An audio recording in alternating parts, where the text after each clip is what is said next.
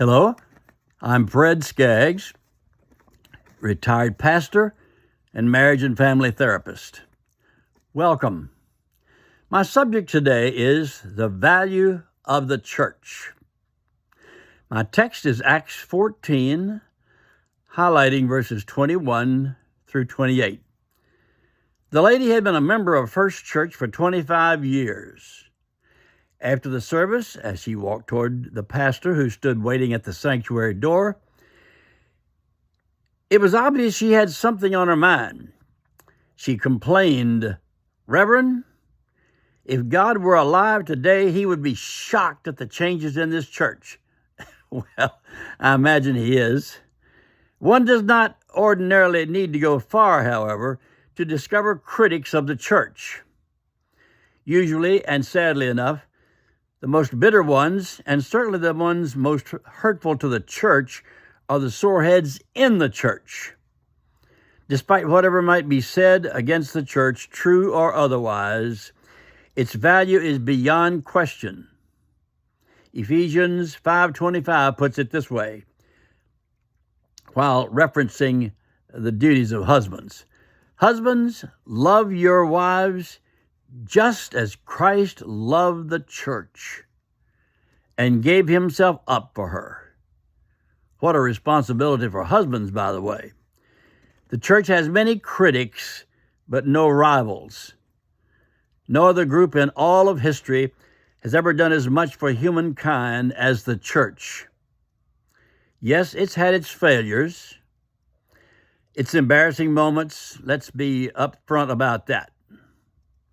We cannot deny the cruelty of the Crusades, the inhumanness of the Spanish Inquisition, or our support and participation in the owning and selling of human beings, the public lynching or the hanging of black people who were often condemned for things they did not do. Those are embarrassments that will never go away. But admitting these failures, we have made some effort to correct them, and we should still be working on that. With that said, I repeat my earlier statement. No other group in all of history has ever done as much for humankind as the church. Think with me just a moment. What would our world, our history, be like if the church had never existed or were taken out of the world totally? What would go with it? A lot of things. I want to suggest some of them. First, there would likely be no proclamation of the gospel.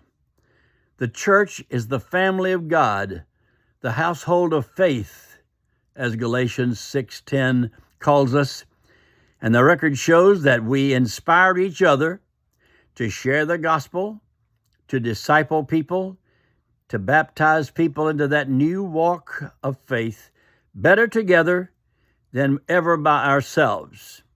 Sometimes the coals of our spirituality grow dim, and we need the encouragement of others to fan the flames of enthusiasm and example. Our text today is a perfect example of sharing together in our tasks, how it helps us get our work done better.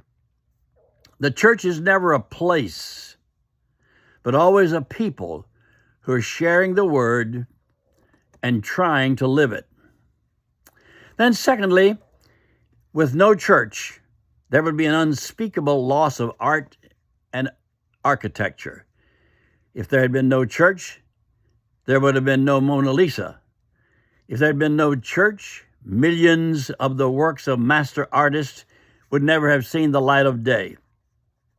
While it's true that some churches have gone off the deep end in building gaudy places of worship, it's also true that some awe-inspiring structures have been built all over the world to the glory of God through the centuries, and they still inspire us to worship Him. Even small country churches, with their simple structure, speak to us about something greater than ourselves. Then third, There would be a vacuum of education in America if the church had not existed. When our country was young and limited in its educational resources, the Christian church saw the importance of education and founded the earliest and what became known as the best universities in America. Very soon after the establishment of our country, Christians put together schools like Yale, Harvard, Princeton, Brown, and many others. James Birchall, in his book, The Dying of the Light, charts the history of 17 American colleges and universities that were founded by Christian denominations, and there are many more. In addition to universities, Baptist and some others built mountain mission schools in the hills of Southwest Virginia, where public schools were few and non-existent at the time. The state of Texas, in its presentation of its state universities, says, like early colleges founded in the American colonies, the first institutions of higher learning established in Texas were the result of efforts by churches or religious organizations. Make no mistake about it. Education in America was and is immensely indebted to the Christian church. How many universities have been established by atheists? I know of one in Philadelphia. Now, I'm painfully aware that today many churches and denominations are encouraging people to abandon public education in favor of faith-based education. That's unfortunate. That's a tragedy. I'm painfully aware that there are many problems in our educational system, but I'm also further aware of two things that, in my opinion, are not debatable. One is there's nothing wrong with our educational system that cannot be corrected. And secondly, unfortunately, the alternative faith-based solutions have a strong tendency toward becoming indoctrinational establishments. They often teach what they want to teach, and they don't teach what they don't like. That's not learning, that's indoctrination. Then 4, the overwhelming number of orphanages in the world have been established and maintained by the church. Christian churches have been the leader in every country in the world in setting up and operating institutions where neglected and forsaken children could be brought, cared for, and raised in a Christian environment. Oh, I know there have been fakes, rip-offs, self-serving charlatans. I'm aware of that. Some of them, unfortunately, have been church-oriented. I know that. We read about that all the time. But as long as human nature can get away with it, there'll always be those with inferior motives trying to imitate the work of dedicated and caring people. You find them everywhere. Nevertheless, the Christian church, since its very inception, has led the way in providing for hurting children, taking care of orphanages, and building orphanages that were established to do the ministry of loving and caring for children that have been neglected. How many orphanages have been established by atheists? I know of none.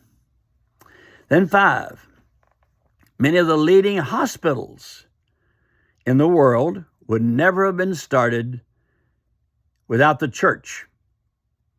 I'm aware that for-profit hospitals are now the in thing, but they weren't the first ones. And if the profits ever stop, and I doubt they will, they'll be the first ones gone. Catholics have been especially strong in providing hospitals, as have Baptist and Methodist, and some others as well. How many hospitals have been established by atheists? And finally, millions more families would go hungry and wind up sleeping under bridges somewhere if the church disappeared.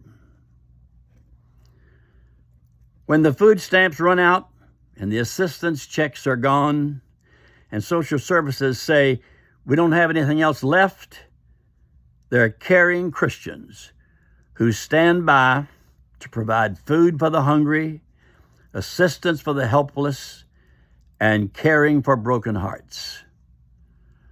Oh, there are charlatans in this area too, of course, but we go to great pains to rule them out as often as possible. But most Christians care long after the machinery of economic systems has stopped. Caring because that's what Jesus wants.